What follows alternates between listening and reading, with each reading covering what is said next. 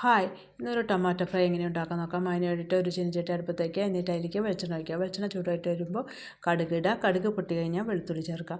വെളുത്തുള്ളി വഴന്നു വരുമ്പോൾ ഇതിലേക്ക് സവാള ചേർത്ത് കൊടുക്കുക. സവാള ഒന്ന് വഴറ്റിയതിന് ശേഷം ഇതിലേക്ക് കുറച്ച് കറിവേപ്പില ചേർത്ത് കൊടുക്കുക.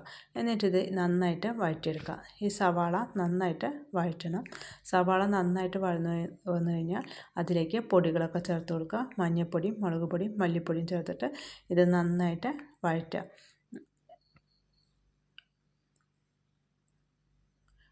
മഞ്ഞൾപ്പൊടി, മുളക് പൊടി, മല്ലിപ്പൊടി ഇത് മൂന്നും ചേർത്തിട്ട് നന്നായിട്ട് ഇളക്കി യോജിപ്പിക്കുക. അതിനുശേഷം ഇതിലേക്ക് നുറുക്കി വെച്ചിരിക്കുന്ന തക്കാളി ചേർത്ത് കൊടുക്കുക. തക്കാളി ചേർത്തിട്ട് നന്നായിട്ട് യോജിപ്പിക്കുക. തക്കാളി നന്നായിട്ട് വഴന്നു വരണം. ഈ തക്കാളി നന്നായിട്ട് വഴന്നു വരുമ്പോൾ ഇതിലേക്ക് ആവശ്യത്തിനുള്ള ഉപ്പും കൂടി ചേർത്തിട്ട് ഇത് നന്നായിട്ട് യോജിപ്പിക്കുക. ഇനി ഇതിലേക്ക് ആവശ്യത്തിനുള്ള ചൂടുവെള്ളം കൂടി ഒഴിക്കുക. അതിന് മുമ്പ് കുറച്ച് പച്ചമുളക് ഇടുക.